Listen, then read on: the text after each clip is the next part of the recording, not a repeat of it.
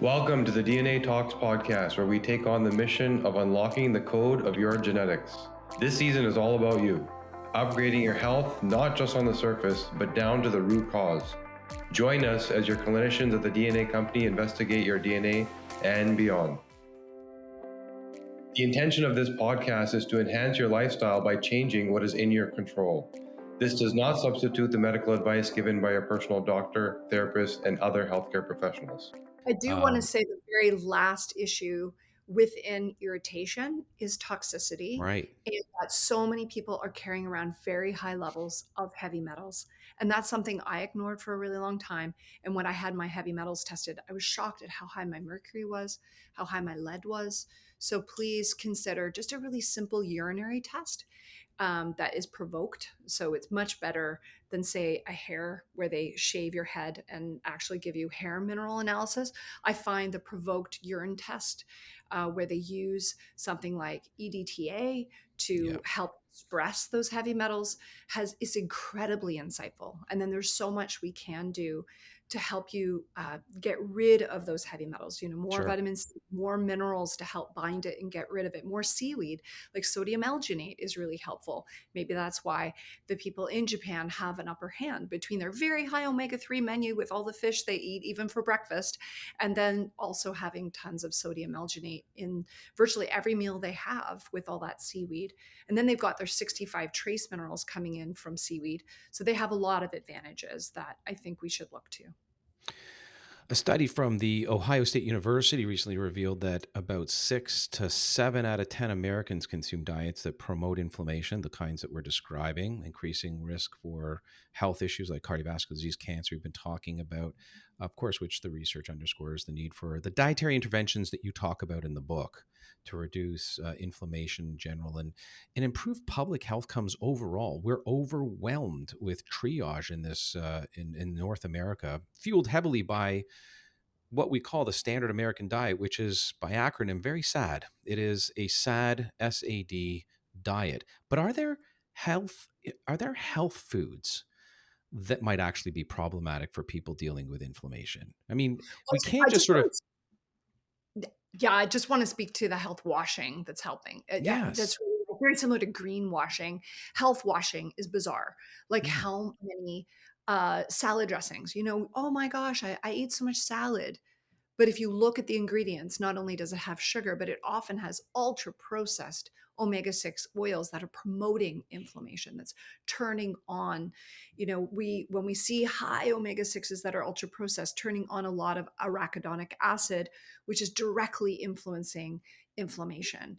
So could we get rid of those specifically? Then we've got like our veggie straws that so many kids take to school. These are ultra processed potato chips, essentially, with junk oils in them, but it's seen as healthy. Or granola, another major place where I was born and raised. We're both like had hippie parents. Yeah. And that granola unfortunately had like hydrogenated oil, ridiculous amount of sugar, and a lot of flour, which is just spiking inflammation. So can we really find something that is truly going to just go back to nature? I've started to call it elemental eating. Can we just get rid of the super long ingredient lists and go back to just putting a couple simple things together? That's why inside my Thrive Hive, which is my support group for reducing inflammation, we really try to make it super, super simple for people. And we also bubble them up with the 5 pillars. So we're helping them with movement. We're helping them with nature and exposure to all those good downregulation things. We're truly helping them with the life coaching so that they can commit and follow through, because so many people know what to do, but they don't actually change. So I'm really excited to have people embrace simplicity as a way to have follow through on getting rid of these greenwashed ingredients. Yeah, it's got to happen. We're being hoodwinked and duped. Yeah. Julie Daniluk's an award-winning nutritionist. She's written Meals That Heal Inflammation. It's a bestseller. You got to check it out. Completely revised and updated edition. Sharing step-by-step plans. It's easy. It's delicious. Jump out of bed with pain-free joints. Everyone needs that. And by the way, you make some formidable claims, and they're all backed by science, sure, to decrease your pain by 50% with absolutely zero side effects, money back guarantee. I mean, how do you make these claims? I know how you make them, but how do you feel justified in making them? Well, I actually decided that I wanted to back up what I was saying. So I worked with Tim Cook. So I worked with Dr. Tim Cook and Dr. Elliot Jacobson, two MDs that you work with and have known very well. And then I also worked with a naturopathic doctor, Dr. Lynn Russett. And we all put together this dietary protocol and ran 10 people through the protocol for 6 months. And in that time, we were able to reduce their C reactive protein by 50%. We were able to reduce their ESR by another 50%. And we were also able to see a reduction in their urinary marker of inflammation called 11-dehydrothymboxane, which was a great test that you turned me on to. That came down 49.5%. And then we also Unbelievable statistics, unbelievable outcomes. and isn't that cool that it was so consistent across the board? And I saw up to 75% reduction in some of our most inflamed people. We just saw this huge change and up to like a standard 36-pound weight loss, but up to 60-pound weight loss when people really needed to lose. It just dropped off them because And really, what's so incredible, and then that's the proof in the pudding. The objective scientific evidence is all there, and it's in the book. And what I really find most amazing is the sustainability. Again, the idea that this is something that most, if not all, of these people who are once patients and are now just lifelong advocates maintain this lifestyle, because that's what it's about. It's real life transformations, and they're maintained. They're not just a big story. Oh, you lose 60 pounds, 80 pounds, but then you follow this person later and they rebound. No, they've adopted a lifestyle, right? And added healthy years to their life, something we call health span. And so congratulations on this incredible work. I know what you like to talk about this as a real major contributor and a third spoke to the wheel, if you will. What role does mindset and even emotional healing play in the success of these transformations? it's everything. We actually have to start with mindset because if we can't get your mind on board, you can't follow through with it. And that's why I really see this as a live it versus a diet. A diet is like a food prison. You can't wait to break out of it. It's super restrictive. I actually do not like people to follow menu plans because 95% of people will not follow it. Yeah. And there's a Or if they bounce. do, it's short. It's very short Yeah, lived. it's a when you bounce out of a diet, there's actually a 5 to 8 pound weight gain because your body just goes, I Yeah. can't wait. So we don't want to restrict calories. We just want to change the quality of the food that you're eating and making sure that there's enough fiber to feed the microbiome, that we have enough protein, because that's a conversation we haven't had a chance to talk about. Mhm. That's been a quantum shift in my practice. Know that when I graduated in 1999, that certainly ages me, I was told that we only needed zero point 0.8 grams of protein per kilo of body weight. It's now double that. We need 1.6 grams per kilo of body weight. Right. And if you actually get there, so if you consider that a person is 160 pounds, that means that you need approximately 117 grams of protein. That quantity of protein is going to satiate you on such a soul level. It's going to change your neurochemistry by giving you the amino acids you desperately need to make good neurochemistry. That's when we see the follow through. People think they have bad willpower. They just have so many cravings from seriously damaged guts, not enough positive neurochemistry. So if we put the good in, that's why I say instead of eliminating the bad first, we just push in the good till we stabilize your blood sugar, help you feel better, and then you have willpower magically show up. People don't know their innate personality. That's their personality presently is layered on after how many traumas, how much anxiety, how much poor eating. We get to see what people's true personalities are like once we pull off all this inflammation. And that's why we see such joyful people. When we're finished, people are like, I can't believe I can become friends with myself. The negative self-talk is gone. It's Right. amazing. Well, it's so incredible that you do have that level of appreciation, and that the programs are established largely incorporating the acknowledgement untoward traumas and stressors. We take huge pride at the DNA company over one of our siloed reports, which is included in the DNA 360, which I know you're a huge fan of. Which, by the way, you have a code discount we should be offering to our listeners today, which is Julie DNA. It's that simple. Yay!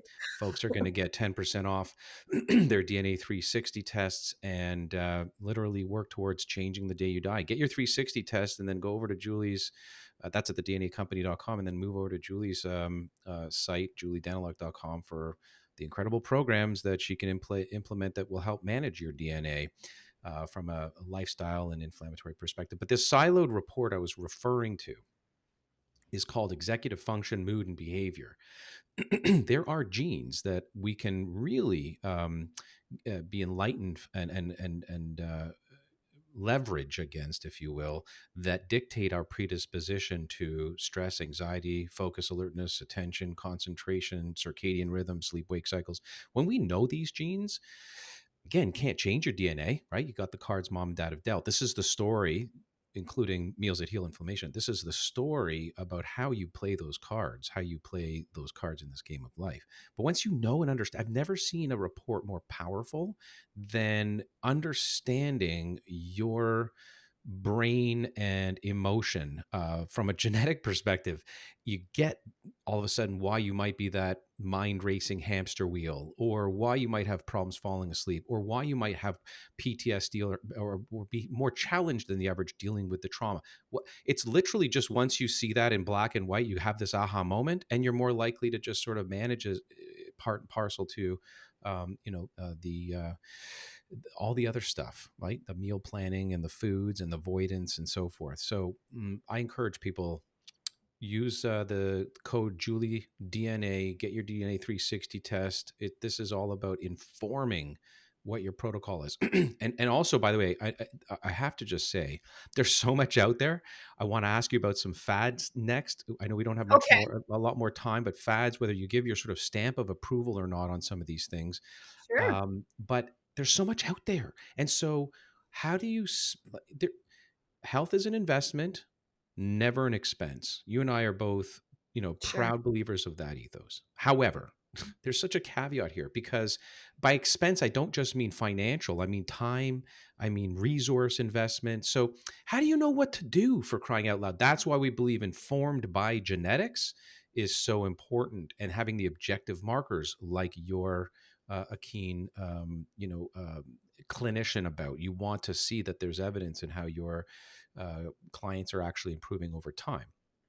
Mhm. So how do you know how you focus? We believe wholeheartedly that you first start with this instruction manual, and it's a one and done. All right, it doesn't change. I just want to say I have come to see you, and I absolutely love knowing that I carry factor V Liodin, because that helped me understand that actually naturally thinning my blood is going to be a huge way that I avoid having any sort of cardiovascular risk in the future. And thank goodness, omega-3 and the berries and garlic. Like, there's so many things we can do. So you can see how the menu was informed by that piece of knowledge. My husband carries ApoE4, and he carries the allele that is showing him to be predisposed. Thank gosh he has only one allele, not both. But I cannot believe how it has changed the trajectory of his life, knowing that he could have all our genetics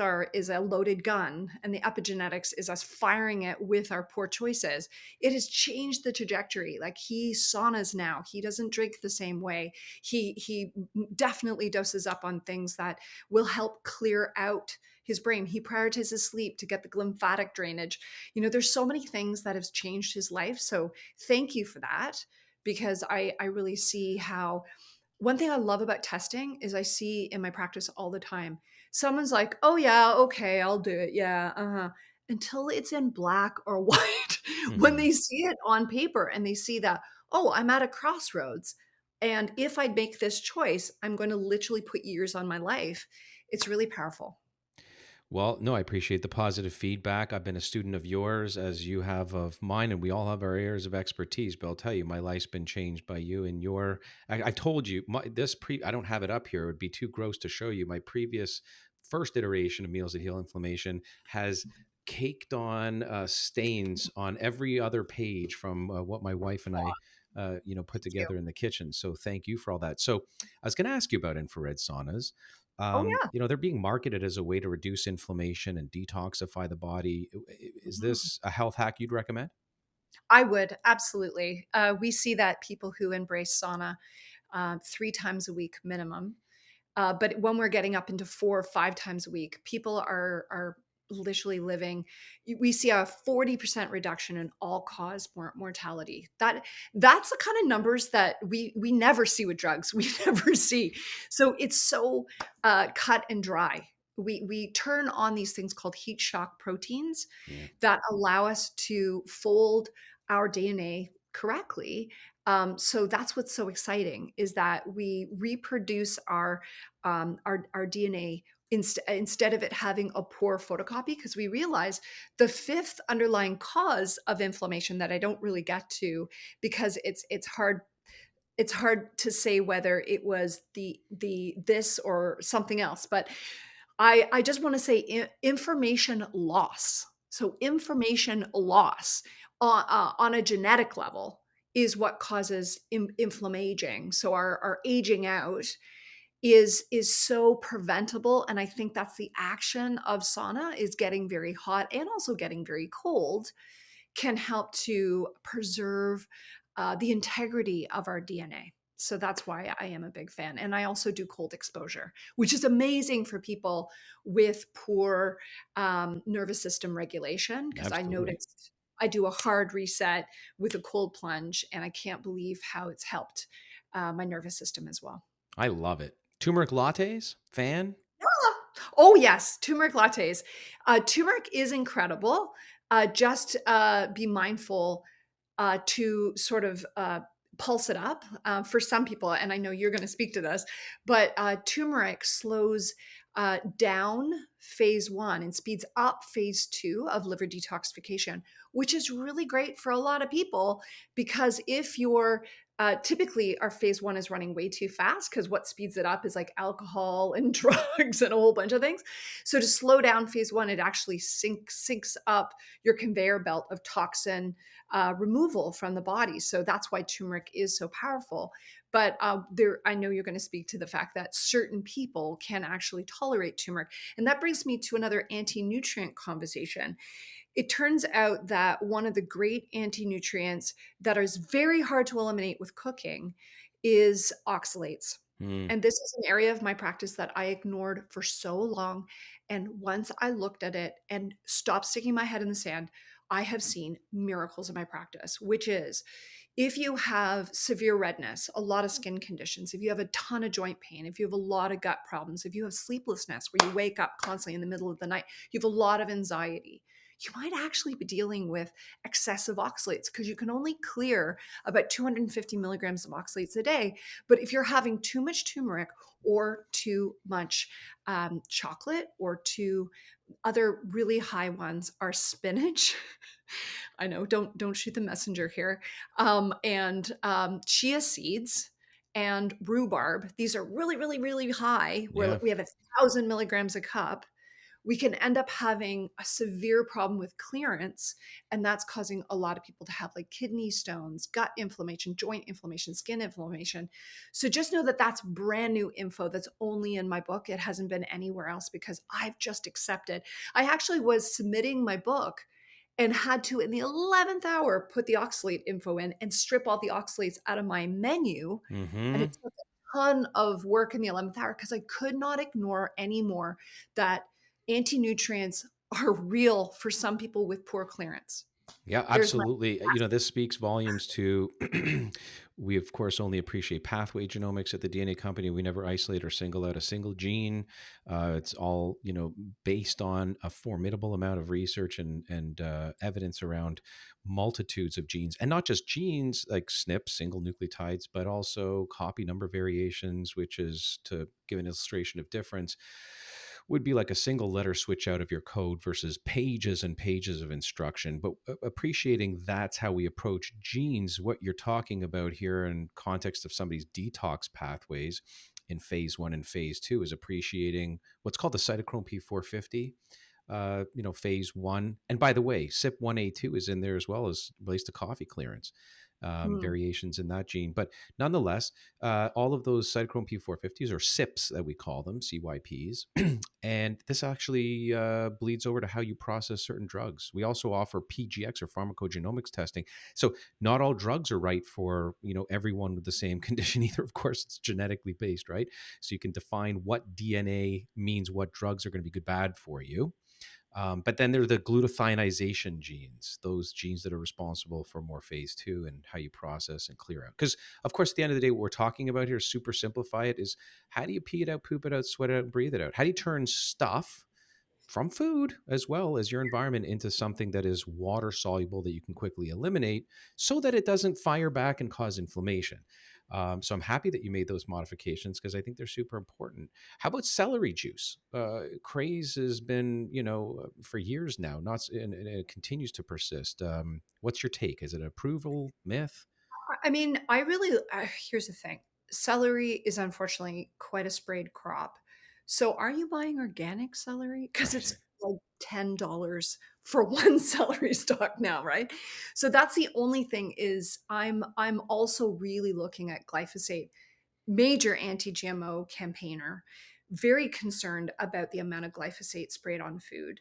So that is such a huge impact to your microbiome that I have kind of gone, there's really good minerals in celery juice. Some people respond very well to it. I have seen extraordinary skin improvements with people who have, bad acne or eczema.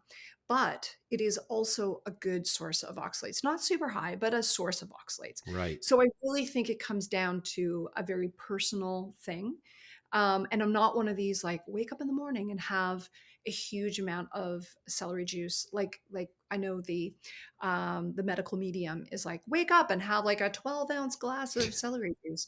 I think we have, there's been a whole push to more is more. And that's my problem with the turmeric latte every single day, where curcumin, which is the active component extracted out of this fiber-rich plant, we leave the oxalates behind, which is kind of exciting. So I would say moderate on the celery juice craze. Okay. Thank you. Okay. And we're gonna give people the best bang for the buck that they've ever heard in the last 3 minutes of an interview on this podcast. I'm gonna go through these super rapid fire. You're gonna give me thumbs up or thumbs down. Is it Julie worthy, or is this just something you forget about? Extend on your answer if you feel it's important. Otherwise, just say yay or nay. Collagen. This is being touted for reducing joint inflammation and improving skin health. What do you think? I would say yes. Yeah. Big thumbs up. I take it personally. Yeah. Anti-inflammatory gummies. We're seeing turmeric, of course, we talked about that, and CBD in gummies marketed for inflammation. That's a big thumbs down. My I'm problem seeing. with gummies is the sugar. Hello, can someone please come up with like a monk fruit sweetened one? Because Better what's on the delivery market system. right now is really disappointing. Also, I know you're all about, like I am, pixie dusting. I mean, you're not going to get enough of any therapeutic range inside a gummy, and sugar offsets that. Okay, fine. How about we didn't talk a lot about them, but probiotics and even prebiotic drinks like, kombucha. Gut health is the center of inflammation. We talked about that. What do you think of probiotic drinks like kombucha, kefir? So my issue with kombucha is it's grown on white sugar and it's only using white sugar. So if you are going to enjoy it as an alternative to alcohol at a party, I would go with jeune, which is actually cultured off honey versus cultured off white sugar. But also just consider gut shots are so much better because when we have the good bacteria growing on a veggie medium, we're encouraging our gut microbiome to crave more veggies versus more sugars. So that's why I'm not crazy about kombucha. Plant-based meat alternatives. These diets often promote, anti-inflammatory diets anyways, but what about processed meat alternatives like Beyond Meat, for example? Full for of our listeners out there. highly processed, ultra processed foods. Yeah. Speaking of shots, by the way, apple cider vinegar, said to lower inflammation, improve digestion. Does this trend live up to I the think it's hype? absolutely fantastic Yeah. because acetic acid balances blood sugar. And it's malic acid is so good for pain relief. There's so many things I would highly recommend doing that. Like I'd say a little bit before meals is really great. St. Daily? Francis. I do. I don't do anything every day because I Yeah. want to make sure to avoid any sort of issues with constant exposure. We don't want to lose that, but I say rotate. But I will just give a quick plug. Love St. Francis Canadian bitters set in apple cider Oh, vinegar. Tastes great and also incredible for improving digestion, reducing the bloating. Gas is amazing. you and I both. I love them. I love also, St. Francis is amazing in terms of quality control and just, managing their source and growing most of it and most of it organically. And also A. Vogel, another amazing Mhm. one that's grown out in, by and large, I'd say probably 80+% of what they produce is out in Switzerland and full control of the chain of and channel of distribution. Um, Intermittent fasting, and by the way, also longer term fasting, perhaps like a 5-day fast. Is that thumbs up or Sure. thumbs down? I would say thumbs up under supervision. Okay. So I've been intermittent fasting for about 5 years. I love it.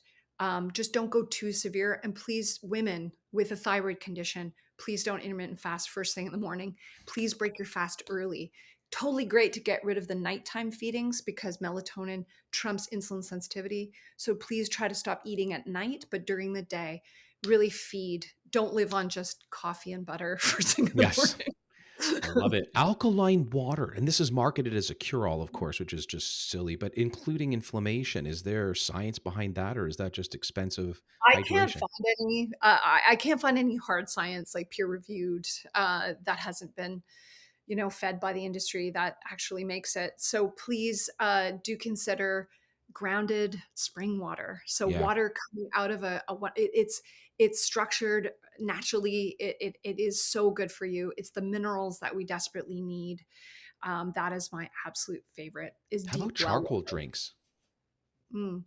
I mean, charcoal is great because it is binding to heavy metals and helping, but I just don't think, again, it's pixie dust. You don't get enough of it. I'd much rather you do a proper cleanse where you're doing a higher dose capsule when appropriate during a parasite cleanse. Gotcha. Here's one I was curious about what you think about the buzz, literally and figuratively, bee pollen. I mean, honey, bee pollen, they're often labeled as natural anti inflammatories. What do we have to look for? I just think you need really good quality. The actual bees, like where are they going and collecting? And also, people forget that bee pollen can go very rancid. So, smell it. It should be sweet. It should taste like flowers. It should be really exciting to eat. It is one of nature's richest sources of B vitamins. Just such a beautiful complement, and so many antioxidants from all the flowers they've been picking up. I'm a big fan. Agreed.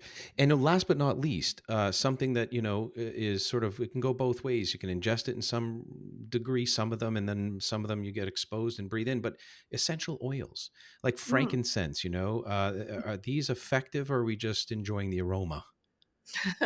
There are some very powerful anti-inflammatory benefit to essential oils. We just don't want to abuse them because we have to remember that all essential oils need to be metabolized in your liver. So some people like literally board on themselves Right. and just use them as nature intended. They are some of the most potent antimicrobials. So we just want to use them in the right measure and hold them in the special place that they are.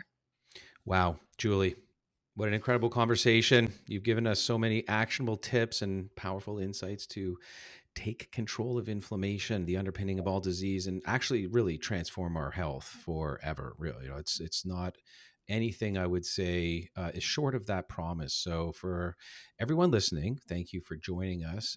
Now's the time to put Julie's wisdom into action. So whether you're ready to tackle pain or just beat brain fog or simply feel your best, go from good to better, Julie's got the tools to guide you every step of the way. And make sure to grab her life-changing book, Meals That Heal Inflammation. It's packed with recipes and strategies that can genuinely change your life. Change the day you die. That's what we like to see at the DNA Company. Plus, by the way, Julie has an amazing support group. We've talked about it at thrivewithjulie.com. Her whole team. It's a family affair. You're going to love these people. You'll find a community of like-minded individuals all ready to cheer you on. And of course, because Julie's all about empowering you in every way possible, she's offering an exclusive code with us, Julie DNA. You put that in the shopping cart at thednacompany.com, and you get 10% off of our test. So head over to thedna.company.com. Take care of that now. So what you're doing is informed by genomics. And let's start healing, right? Thriving, living with more energy and vitality than ever before. So Jules, thank you for being here today and for your passion and helping us live our best lives. And to everyone tuning in, take that first step today. Your journey to better health starts now. Mealsthatheal.ca. So until next time, this is the DNA Podcast. Remember to listen to your body, fuel it with intention, make every meal a healing one, and stay healthy, stay vibrant, and we'll see you back here soon. Thanks so much. Thanks, Jules. Thank you.